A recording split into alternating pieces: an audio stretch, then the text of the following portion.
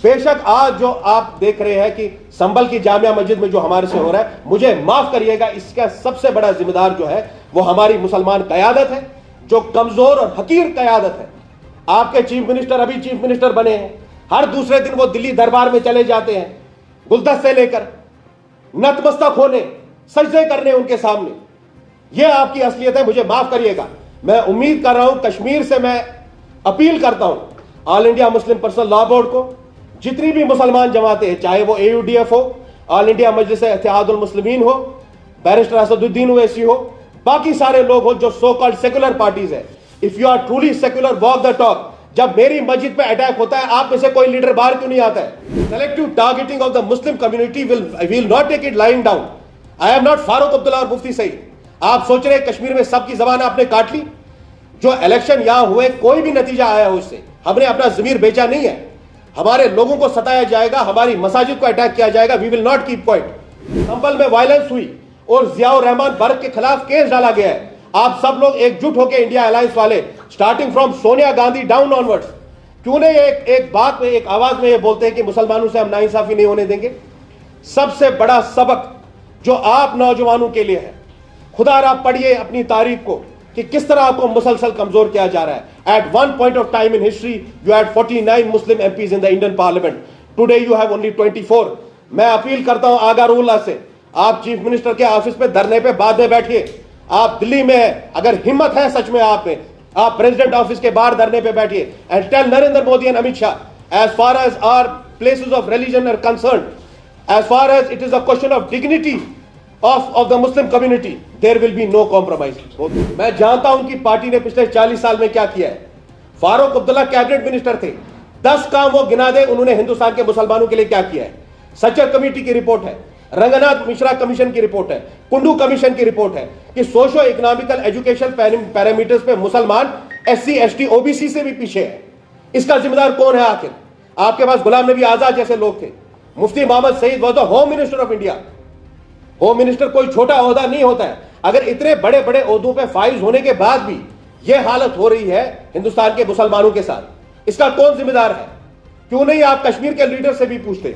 बड़े लोगों को दिक्कत हो जाएगी कि शीबा नशाई मुसलमान मुसलमान क्यों कर रहे हैं। OBC की बात OBC का लीडर करेगा। OBC में जाट भी है, यादव भी है।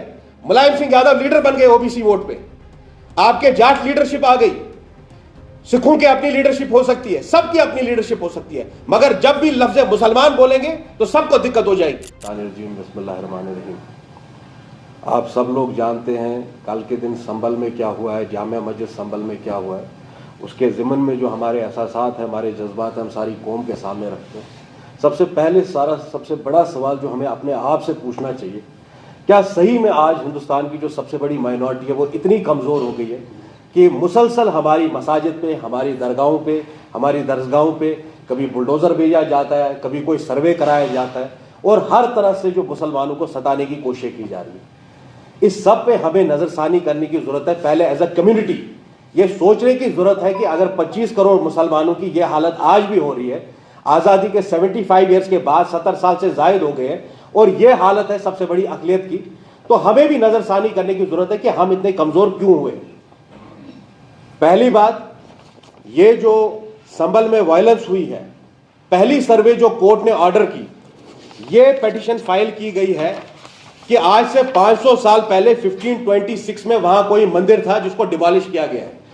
पहली बात तो मैं हिंदुस्तान के कोर्ट से ये पूछना चाहता हूं, जो हमारे होम मिनिस्टर है, प्राइम मिनिस्टर है, उनके राज में ये हो रहा है, उनसे मैं पूछना चाहता हूं 500 साल पहले आपको कैसे मालूम है कि वहां कोई मंदिर थी? और ये सारे खेल कितनी देर तक चलते रहेंगे? यही बाबरी मस्जिद के किस्से में भी हुआ, यही आज भी हो रहा है कि भाई 500 साल पहले किस विजडम में उस जज ने सर्वे ऑर्डर किया और सर्वे ऑर्डर करते हुए ही कुछ घंटों के बाद ही सर्वे टीम को वहां भेज दिया जाता है।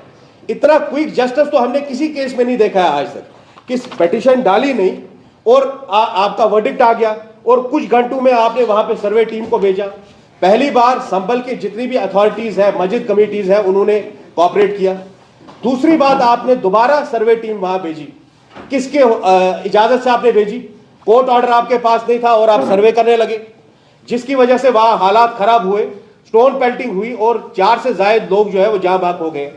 इसका जिम्मेदार कौन है? यह बात मैं यहां के लीडर से भी पूछना चाहता हूं। क्यों मैं पूछना चाहता हूं उसमें बाद में आऊंगा। First let us discuss the merits of the case. DY Chandrachud जिन्होंने बाबरी मस्जिद का वर्डिक्ट दिया, उसके बाद वो बोलते हैं कि भाई मैंने भगवान से पूछा, I asked for divine intervention. Babri मस्जिद का वर्डिक्ट देने से पहले हिंदुस्तान का जो मुल्क है ये आइन के हिसाब से चलेगा, लॉ के हिसाब से चलेगा कि डिवाइन इंटरवेंशन की वजह से चलेगा। जो हिंदुस्तान का आइन है वो आपको साइंटिफिक टेम्पर की बात कहता है, one of the articles in the constitution. और एक फॉर्मर चीफ जस्टिस ये बोलते हैं मैंने भगवान से पूछा कि बाबरी मस्जिद के केस में क्या वर्डिक्ट देना है। अगर सारी चीजें भगवान से ही पूछनी है तो फिर कोर्ट का क्या काम है, फिर कानून का क्या काम है हिंदुस्तान में। इन्हीं डीवाई चंद्रचूड़ ने यह सर्वे ऑर्डर किया, कहा कि जो प्लेसेस ऑफ वर्शिप एक्ट है 1991 उसको कॉन्फ्लिक्ट नहीं होता है, आप अलाउ करिए सर्वे ज्ञानवापी मस्जिद में, आप अलाउ करिए सर्वे बाकी मस्जिदों में।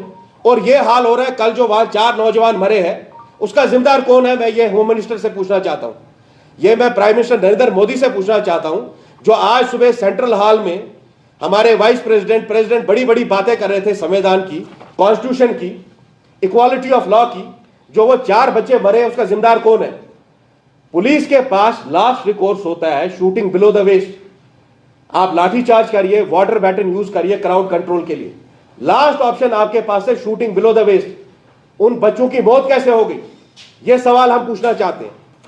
प्लेसेस ऑफ वर्शिप एक्ट 1991 आपको क्लियरली बोलता है 15 अगस्त 1947 में जो भी मस्जिद थी वो मस्जिद रहेगी, जो जगह मंदिर थी वो मंदिर रहेगी। किसी भी हिस्टोरिकल मॉन्यूमेंट का, किसी भी हिस्टोरिकल जगह की, किसी भी प्लेसेस ऑफ वर्शिप का कैरेक्टर चेंज नहीं किया जाएगा।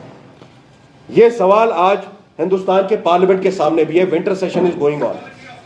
आज जो आपके सारे सो कॉल्ड इंडिया अलायंस में सेकुलर पार्टीज हैं और 24 मुसलमान एमपी हैं, ये आप नौजवानों को भी ये बात पूछनी चाहिए। 1980 में हमारी तादाद मुसलमानों की 11% थी पूरे पॉपुलेशन में, और 49 members Muslim members were parliament members at that time. Lok Sabha में 49 members of parliament Muslim community से थे। That was around 9% of the total population. आज के दिन में हिंदुस्तान की पॉपुलेशन में 14% मुसलमान है। करीबन 78 to 80 members of parliament should be from the Muslim community. हमारे खाली 24 एमपी है वहां पे। इसका जिम्मेदार कौन है? हमारा नंबर तो जो 1980 में 49 मुस्लिम एमपीज वेर देयर, आज तो हमारी तादाद आधी हो गई, 24 हो गई। इसका जिम्मेदार कौन है? मैं आप नौजवानों से भी पूछना चाहता हूं। खुदारा कुछ पढ़िए, तारीख का मुताला करिए, देखें कि किस तरह आपको मुसलसल कमजोर किया जा रहा है। और सबसे बड़ी वजह जो इसकी है वो है कि मुसलमानों का सियासत से दूर रहना, हमारे में सियासी शऊर खत्म होना। As a Mashra, as a कौम हम इसे जो सियासत से हकारत करते हैं, हम इसमें पार्टिसिपेट नहीं करते। We don't see what is happening in politics. इन्हीं ऐवानों में हमारी बर्बादी के कानून बनाए जाते हैं। वक्फ की बिल लाई गई, ट्राइब्यूनल से सारी पावर्स ली जा रही है। वक्फ की बिल में कलेक्टर राज नाफिज किया जा रहा है। कल जिस जगह पे हम बैठे हैं, अगर ये जगह कोई वक्फ करेगा, कलेक्टर उसमें डिस्प्यूट कर लेगा कि नहीं, फिर then the district collector will decide whether it's a waqf property और नॉट। वक्फ बाय यूजर आपने निकाल दिया। आर्टिकल 14, 15, 25 कहा जाता है हिंदुस्तान के आईन का। हमारे भी कश्मीर से 2 एमपी है वहां पे। मैं उनसे भी उम्मीद करूंगा, मैं जानता हूं उनकी पार्टी ने पिछले 40 साल में क्या किया है। फारूक अब्दुल्ला कैबिनेट मिनिस्टर थे, 10 काम वो गिना दे उन्होंने हिंदुस्तान के मुसलमानों के लिए क्या किया है। सचर कमेटी की रिपोर्ट है, रंगनाथ मिश्रा कमीशन की रिपोर्ट है, कुंडू कमीशन की रिपोर्ट है कि सोशो इकोनॉमिकल एजुकेशन पैरामीटर्स पे मुसलमान एससी एसटी ओबीसी से भी पीछे है। इसका जिम्मेदार कौन है आखिर? आपके पास गुलाम नबी आजाद जैसे लोग थे। Mufti Mohammad Sayeed was the home minister of India. Home minister कोई छोटा ओहदा नहीं होता है। अगर इतने बड़े बड़े ओहदों पे फाइज होने के बाद भी यह हालत हो रही है हिंदुस्तान के मुसलमानों के साथ, इसका कौन जिम्मेदार है? क्यों नहीं आप कश्मीर के लीडर से भी पूछते हैं? क्यों मैं ये बात बोल रहा हूं कि कश्मीर के लीडरों से पूछना जरूरी है। इस घर को आग लगी, इस घर के चिरागों से। Kashmir is the only Muslim majority state. आप इसको स्टेट समझे या यूनियन टेरिटरी समझे, यह वाहिद हिंदुस्तान के 28 स्टेट 8 यूनियन टेरिटरी में वैसी जगह है जहां एक मुसलमान कुर्सी पे बैठ सकता है। आज बड़े लोगों को दिक्कत हो जाएगी कि शिवानशाही मुसलमान क्यों कर रहे हैं। ओबीसी की बात ओबीसी का लीडर करेगा।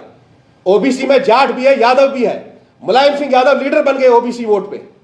आपके जाट लीडरशिप आ गई। सिखों की अपनी लीडरशिप हो सकती है, सबकी अपनी लीडरशिप हो सकती है, मगर जब भी लफ्ज मुसलमान बोलेंगे तो सबको दिक्कत हो जाएगी। आज मैं पूछना चाहता हूं अखिलेश यादव से, क्या रोक रहा है आपको? आप क्यों नहीं बोल रहे प्राइम मिनिस्टर से मुसलमानों से नाइंसाफी नहीं होनी चाहिए? इंडिया अलायंस के जो लीडर है, leader of the opposition Rahul Gandhi, he should lead a delegation and meet the president of India and tell her all this nonsense has to stop. The selective targeting of the Muslim community will not take it lying down. I am not Farooq Abdullah और मुफ्ती सईद. आप सोच रहे कश्मीर में सबकी जबान आपने काट ली? जो इलेक्शन यहां हुए कोई भी नतीजा आया हो उससे, हमने अपना जमीर बेचा नहीं है. हमारे लोगों को सताया जाएगा, हमारी मसाजिद को अटैक किया जाएगा. We will not keep quiet. मैं कश्मीर के इन बच्चों से पूछ रहा हूं, एक बार सोच लेना कि आपका वोट कितना कीमती है. आप वाहिद एक ऐसी रियासत हो जहां एक मुसलमान चीफ मिनिस्टर की कुर्सी पर बैठता है. एक वक्त था जब गुलाम अहमद शाह साहब यहां चीफ मिनिस्टर थे, 2 साल के लिए खाली चीफ मिनिस्टर थे. तारीख उठा के पढ़ लो उनके क्या क्या कॉन्ट्रीब्यूशन है. क्या उस वक्त किसी की जुर्रत थी कि वो मुसलमानों की मसाजिद को टारगेट करता? क्या उस वक्त किसी की जुर्रत थी? हिमाचल में हमारे शाल बेचने वाले को बोला जा रहा है कि आप कोई एक नारा दे दीजिए, जय श्री राम बोलिए, उसके बाद हम आपसे खरीदेंगे. पहली बात मैं आप सबको बोलता हूं, बहुत यंगस्टर्स भी यहां बैठे हुए मीडिया से, क्यों ऐसी हालत हुई कश्मीरियों की कि हमें शाल बेचने हिमाचल जाना पड़ता है? 40 साल से 87 से लेकर आज तक या तो मुफ्ती खानदान हुकूमत में है या तो फारूक अब्दुल्ला का खानदान हुकूमत में है. सिर्फ 2 साल गुलाम नबी आजाद साहब ने राज किया और 2 साल गुलाम अहमद शाह साहब थे. उन 2 के रिकॉर्ड को देख लीजिए और बाकी सबके रिकॉर्ड को देख लीजिए. क्यों यह हालत हुई है? आज हमारे शॉल वाले को हिमाचल जाना पड़ता है अपनी सनत के लिए. मैं एक बार पंजाब में कॉन्फ्रेंस के लिए था, अमृतसर पे मेरे सीने पे खंजर चले जब मैंने देखा कि शॉल बेच के हमारे जो बच्चे हैं वो सड़कों पे खड़े हैं. क्या कर रही है उमर अब्दुल्ला की हुकूमत इनके लिए? मेरे मैनिफेस्टो में यहां लिखा है कि स्पेशल इकोनॉमिक जोन्स बनाएंगे, हम ट्रेड हब्स बनाएंगे. ये जो हमारा हैंडीक्राफ्ट है, हमारे कालीन की काम है, शाल बाफी की काम है, इस सनत को उभारने की जरूरत है. ये हुकूमत का काम था कि वेस्टर्न यूरोप से, अमेरिका से, लंदन से जो बाहर से फॉरेनर्स आए वो इस सनत को, इस शाल को खरीदने कश्मीर आते. बेशक उसके साथ नाइंसाफी हो रही है. बेशक आज जो आप देख रहे हैं कि संभल की जामिया मस्जिद में जो हमारे से हो रहा है, मुझे माफ करिएगा, इसका सबसे बड़ा जिम्मेदार जो है वो हमारी मुसलमान कयादत है, जो कमजोर और हकीर कयादत है. आपके चीफ मिनिस्टर अभी चीफ मिनिस्टर बने हैं, हर दूसरे दिन वो दिल्ली दरबार में चले जाते हैं गुलदस्ते लेकर, नतमस्तक होने, सजदे करने उनके सामने. यह आपकी असलियत है. मुझे माफ करिएगा. मैं उम्मीद कर रहा हूं, कश्मीर से मैं अपील करता हूं all India Muslim personal law board को, जितनी भी मुसलमान जमातें हैं, चाहे वो AUDF हो, ऑल इंडिया मजलिस इत्तेहादुल मुस्लिमीन हो, बैरिस्टर असदुद्दीन ओवैसी हो, बाकी सारे लोग हो जो सो कॉल्ड सेकुलर पार्टीज है. If you are truly secular, walk the talk. जब मेरी मस्जिद पे अटैक होता है, आप में से कोई लीडर बाहर क्यों नहीं आता है? अगर संभल में वायलेंस हुई और जियाउर रहमान बर्क के खिलाफ केस डाला गया है, आप सब लोग एकजुट होकर इंडिया अलायंस वाले, starting from Sonia Gandhi down onwards, क्यों नहीं एक बात में, एक आवाज में ये बोलते हैं कि मुसलमानों से हम नाइंसाफी नहीं होने देंगे? सबसे बड़ा सबक जो आप नौजवानों के लिए है, खुदारा पढ़िए अपनी तारीख को कि किस तरह आपको मुसलसल कमजोर किया जा रहा है. At one point of time in history you had 49 Muslim MPs in the Indian parliament. Today you have only 24. मैं अपील करता हूं आगारूल्लाह से, आप चीफ मिनिस्टर के ऑफिस पे धरने पे बाद में बैठिए. आप दिल्ली में है, अगर हिम्मत है सच में आप में, आप प्रेसिडेंट ऑफिस के बाहर धरने पे बैठिए and tell Narendra Modi and Amit Shah, as far as our places of religion are concerned, as far as it is a question of dignity of the Muslim community, there will be no compromise. बहुत बहुत शुक्रिया. अगर आप में से कोई कुछ सवाल करना चाहता है, यू कैन आस्क. आपने 24 MPs की बात की, लेकिन टारगेट आपका कश्मीर का ही MP रहा है, लेकिन जो बाहर के जो MPs हैं वो भी तो चुपचाप करके ये सह रहे हैं. नहीं, बिल्कुल अच्छी बात आपने कही. मेरा टारगेट कोई नहीं है, हमें उम्मीद कश्मीर से ज्यादा है. फिरदौस साहब, कश्मीर एक वाहिद जगह है जो मुस्लिम मेजॉरिटी है. मुसलमानों का केस प्लीड करने के लिए मैं नहीं एक्सपेक्ट करता हूं कि जो OBC लीडर है, यादवों के लीडर है मुलायम सिंह के बेटे, वो मेरी बात करेंगे. मैं नहीं एज्यूम करता हूं कि कोई और हमारी बात करेंगे, कांग्रेस हमारी बात करेगी, RJD हमारी बात करेगी. भाई बात तो सच है ना, ये एक मुस्लिम मेजॉरिटी रीजन है, कौन हमारी बात करेगा आके? अगर 2 MPs यहां से जाते हैं, दे शुड बी, जो मुसलमानों की सियासत का फलक्रम है वो हैदराबाद के कुछ मोहल्लों से नहीं चलना चाहिए था. यह आज से नहीं, पहले से बात होनी चाहिए थी. Right from 1947 onwards, Kashmir should have been the fulcrum of Muslim politics. Hindustan का आईन आपको इजाजत देता है, अगर अकाली दल की पार्टी, जो पंजाबियों की पार्टी, सरदारों की पार्टी अकाली दल हो सकती है, शिवसेना बीजेपी जैसी पार्टी जो हिंदू की बात करती है, तो हमें पूरा हक है हिंदुस्तान के आईन में कि हम अपनी माइनॉरिटीज की बात करें, मुसलमानों की कोई बात रखें। क्यों डर है उनको फारूक अब्दुल्ला की पार्टी को यह कहने में? अगर इतना ही डर लगता है तो किसने आपको बोला सियासत में आने के लिए? अगर आप हक की बात नहीं कर सकते, आपने कहा मेरे निशाने पे बिल्कुल वो नहीं है। अगर रोला साहब कह रहे किसी के साथ जाति हो रही है तो मैं चीफ मिनिस्टर का ऑफिस के बाहर बैठ जाऊंगा। आज तो वो पार्लियामेट में है, वो बैठ जाए प्रेसिडेंट ऑफिस के बाहर, हमारा पूरा ताउन होगा उनको। कोई भी जो यहां से नुमाइंदा गया है, he is not only a voice for 1 crore 20 lakh people of Jammu and Kashmir, he is also a voice for the minority and the disenfranchised sections of society. जो आज हमारे साथ हो रहा है यह हमारे लिए काबिल कबूल नहीं है। चाहे वह अगर रूला हो, असदुद्दीन ओवैसी हो या कोई और हो, उनको बबांगे धूल यह बात कहनी चाहिए नरेंद्र मोदी और अमित शाह से, all of this nonsense has to stop. ये जो सर्वेज आप करा रहे हैं गैर कानूनी तौर, प्लेसेस ऑफ वर्शिप एक्ट 1991 की तजलील करके, इसको रोका जाना चाहिए। और जिन लोगों ने वो 4 अफराद जो संभल में मारे गए हैं, उन पुलिस अफसर्स के खिलाफ एक्शन होना चाहिए। Thank you.